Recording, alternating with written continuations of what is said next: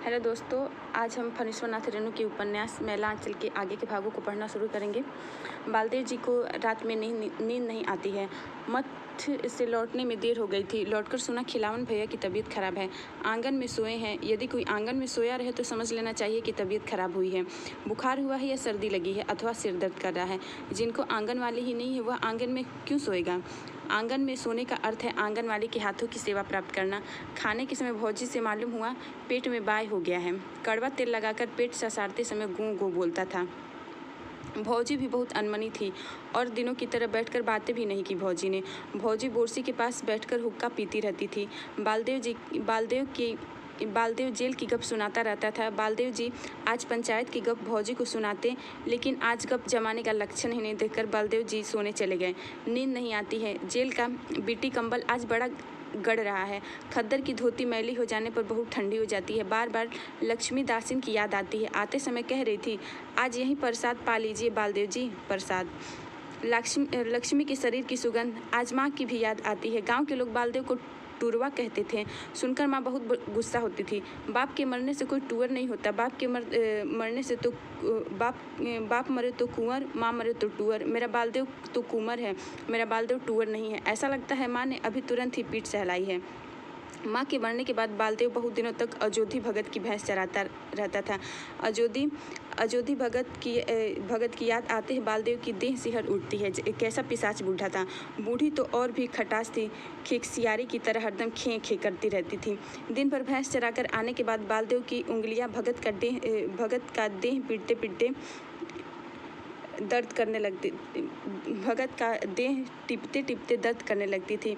आंखें नींद से बंद हो जाती थी, लेकिन जरा भी ऊँग की चटाक उस बूढ़े की उंगलियों की चोट बड़ी कड़ी कर देती थी। बालदेव ने बचपन में ही मार खाई, थप्पड़, छड़ी और लाठी की मार। शायद सूखी चमड़ी की चोट ज़्यादा लगती थी, लेकिन रूपमती का कलेजा मोम था। वैसे बेदर्द माँ बाप की बेटी वैसी दयालु कैसे हो गई, समझ में नहीं आता।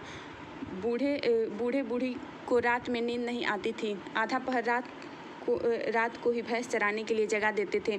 आध पहर रात होते ही पीपल के पेड़ पर उल्लू अपनी मनहूस बोली में कचकचा उठता था और इधर बूढ़ा ठीक उसी तरह की आवाज़ में चिल्ला उठता था, रे टुरवा, भोर हो गई है, भैंस खोल।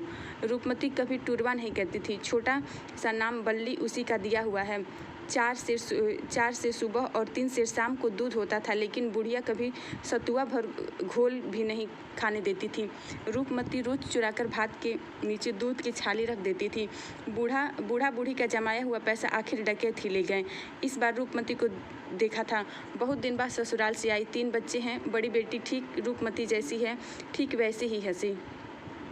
याद आती है माए जी रामकिशन बाबू की स्त्री। पहले पहल सभा हुई कि चन्नन पट्टी में।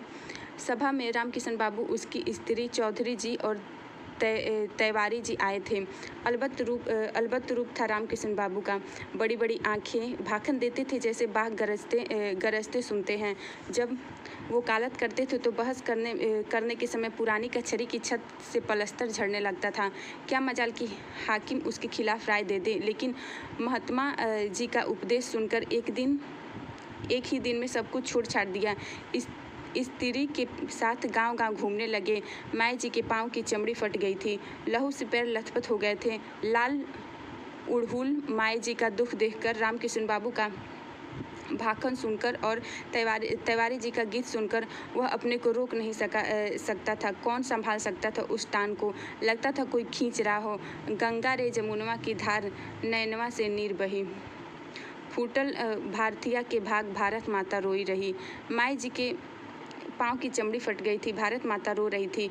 उस समय रामकिशन बाबू के पास जाकर बोला था, मेरा नाम सुराजी में लिख लीजिए। उस दिन की सभा में 3 आदमियों ने नाम लिखवाया था, बालदेव, बावन दास और चुन्नी गोसाई। चौधरी जी उसे जिला ऑफिस ले गए थे। माई जी बराबर ऑफिस में रहती थी, कभी गुस्सा होते नहीं देखा माई जी को। जब बोलती थी हंसकर। एक बार देहात से लौटते समय उसे बुखार हो गया था, देह जल रही थी, सिर फटा जा रहा था, कोई होश नहीं था। रात में आँख खुली तो बड़ा ही हल्का मालूम हुआ। कैसे हो बालदेव भाई? कौन? बावन? गर्दन उलटकर देखा, माई जी पास ही कुर्सी पर बैठी हुई है। कैसे हो बोलो? बुखार था तो देहात क्यों गया था सो? माथे पर हाथ रखते हुए माई जी बोली, बुखार उतर गया है। माई जी के हाथ रखते ही नींद आ गई। दूसरे दिन बावन दास ने कहा, माई जी को जैसे ही मालूम हुआ कि तुमको बुखार है वैसे ही मुझे लेकर ऑफिस आई। जंतर लगाकर बुखार देते ही चिल्लाने लगी, पानी लाओ, पंखा दो। उसी समय से माथे पर पानी की पट्टी देती रही 12 बजे तक। भगवान भी कैसे हैं, अच्छे आदमी को ही अपने पास बुला लेते हैं। 2-3 साल के बाद ही रामकिशन बाबू एक दिन के बुखार में स्वर्गवास हो गए। हे भगवान, उस दिन माई जी की ओर कौन देख सकता था? देखने की हिम्मत ही नहीं होती थी। माई जी का उस दिन का रूप गंगा रे जमुनवा की धार नयनवा से नीर है। फूटल भारतीय के भाग भारत माता रोई रही। सचमुच सबों के भाग फूट गए। श्राद्ध के दिन से जिला ऑफिस का नाम हो गया रामकिशन आश्रम। श्राद्ध के दूसरे ही दिन माई जी काशी चली गईं। गाड़ी पर चढ़ने के समय पैर छूकर जब प्रणाम करने लगा तो माई जी एकदम फूट फूट कर रो पड़ी थी, ठीक देहाती औरतों की तरह। बावन दास को माई जी ठाकुर कहती थी। हमारे ठाकुर रे। धरती पर लौटते हुए बावन दास को उठाते हुए माई जी बोली थी, महात्मा जी का भरोसा रखो, वह सब भला करेंगे। महात्मा जी का रास्ता कभी मत छोड़ना। पता नहीं माई जी कहाँ हैं। आंसू की गर्म बूंदें बलदेव की बाह पर लुढ़क कर गिरी। माँ रूपमती, माई जी और लक्ष्मी दासी। माई जी जैसा ही लक्ष्मी भी भाखन देना जानती है। लक्ष्मी भाखन दे रही है। विशाल सभा है, जहाँ तक नजर आती है आदमी ही आदमी दिखाई देते हैं। बांस के घेरे को तोड़कर लोग मंच की ओर बढ़े आ रहे हैं। मंच पर बालदेव के बगल में लक्ष्मी बैठी हुई है। लक्ष्मी के पैर की चमड़ी फट गई है। मंच की सफ़ेद चादर पर लहू की बूंदें टप टप गिर रही हैं। लक्ष्मी भाखन दे रही है। कौन? हरगौरी। हरगौरी लक्ष्मी के गले में माला डालने के लिए आगे बढ़ रहा है। लक्ष्मी माला नहीं पहनती है, माला लेकर बालदेव को पहना देती है। गेंदे के फूलों की माला, फूल से लक्ष्मी के शरीर की सुगंध निकलती है। भीड़ मंच की ओर बढ़ी जाती है। हरगौरी आगे बढ़ आया, लक्ष्मी को पकड़ रहा है। बालदेव चिल्ला रहा है, लेकिन आवाज़ नहीं निकल रही है। लोग हल्ला कर रहे हैं। बहुत जोर लगाकर बालदेव चिल्लाता है, हरगौरी बाबू, गांधी महात्मा की जय जय। बालदेव हड़बड़ाकर उठता है, आंखें मलते हुए बाहर निकल आता है। सवेरा हो गया है। गांव भर के नौजवानों को बटोरकर जुलूस बनाकर कालीचरण जय जयकार करता हुआ आ रहा है। वाह रे कालीचरण, बुद्धिमान है, बहादुर है और बुद्धिमान भी। यह प्रोग्राम कब बनाया? रात में ही शायद। जरूर मेरीगंज की चरण पट्टी की तरह नाम करेगा। और भोर का सपना। खिलावन भैया, कैसी तबीयत है? तुम रात में कब लौटे? कहाँ देर हो गई? सिपहिया टोली में कायस्थ राजपूत की जोड़ी मिल गई। अब क्या है, सुराज हो गया है। लेकिन भाई बालदेव, हम ठहरे सीधे साधे आदमी। कलिया पर नज़र रखना। उसमें और भी बहुत गुण है।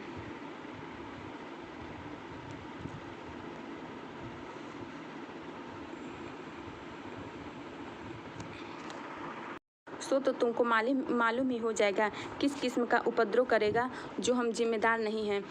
पीछे यादव टोली की मुखिया के ऊपर बात ही नहीं आवे। हाँ भाई, कायस्थ और राजपूत का क्या विश्वास? खिलावन किसके ऊपर अपना दिल का बुखार उतारे समझ नहीं पा रहा था। भैंस चरवाहा भैंस दूहने के लिए बर्तन ले आया था। खिलावन आज भी अपने ही हाथों से बैत धोता है।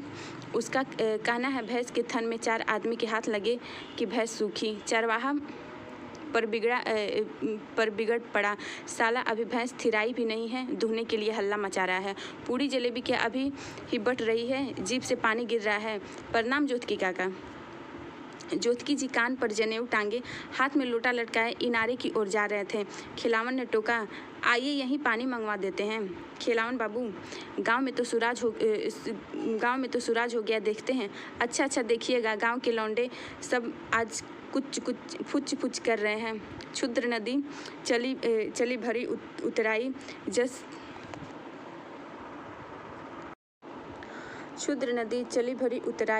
जस थोड़े धन खल बौराई। ऐसा ही मिसरबनी में भी हुआ था। हमारे मामा का घर मिसरबनी में ही है। आज से 10-12 साल पहले की बात कहते हैं। हम मामा के यहाँ गए थे। मामा के बड़े पुत्र का यज्ञोपवीत था। प्रातःकाल उठ के देखते हैं कि गांव भर के लौंडे इसी झंडा पतक्का लेकर इनकिलास जिंदाबाद करते हुए गांव में घूम रहे हैं। मामा ने पूछा कि मामा क्या बात है? तो मामा बोले कि गांव से किसी लड़के ने वोल्टियरी में नाम लिखा लिया है। इनकिलाब जिंदाबाद का अर्थ है कि हम जिंदाबाद हैं। जिंदाबाद भी उसी शाम को देखा। स्कूल से पश्चिम कांग्रेसी तैवारी नीमक कानून बनाने वाला था। बड़े बड़े चूल्हे पर कढ़ाइयों में चिकनी मिट्टी और पानी डालकर खौला रहे हैं। खूब गीत नाच, झंडा पताखा। पूछा कि यह क्या है भाई? तो कहा कि नीमक कानून बन रहा है। हम भी खड़ा होकर तमाशा देखने लगे। इसी समय हल्ला हुआ, दरोगा आ रहा है। स्कूल के हाथा में एक टोप वाला और 4-5 लाल पगड़ी वाला निकला। बस फिर क्या था, जिंदाबाद आ गया। जो जिस मुंह में खड़ा था उधर ही भागा। एक दूसरे के ऊपर गिर रहा है। कहाँ का झंडा, कहाँ पताखा और कहाँ इनकिलाब जिंदाबाद। दरोगा साहब तैवारी को पकड़कर ले गए। इनके बाद गांव में घर में घुसकर खन्ना तलाशी। गांव के सभी जिंदाबाद मांद में घुस गए। सुनने में आया कि जब कांग्रेसी राजा हुए तो फिर घर में वोल्टियरी घर आने लगा। फिर इनकिलाब जिंदाबाद। पुलिस दरोगा को देखकर और जोर से चिल्लाते थे सब। लो भाई चिल्लाओ, तुम्हारा राज है अभी। पुलिस दरोगा मन ही मन गुस्सा पीकर रह गए। पिछले मोमेंट में जिंदाबागों को जोश में आकर अड़गड़ा जला दिया, कलाली सूट लिया। दूसरे ही दिन 4 लॉरी में भरकर गोरा मिलिट्री आया और सारे गांव में जला पका लूट पीट कर एक ही घंटा में ठंडा कर दिया। 50 आदमी को गिरफ्तार किया। 2 को तो मारते मारते बेहोश कर दिया। 1 को किरीच भोग दिया। अंग्रेज बहादुर से यही दुग्गी तिग्गी लोग पार पाएंगे। बड़ा बड़ा घोड़ा बहा जाए और नट घोड़ी पूछे कितना पानी। अंग्रेज बहादुर ने अभी फिर ढील दे दिया है। सब उछल कूद रहे हैं। इस बार बिगड़ेगा तो खोप सहित कबूतराए।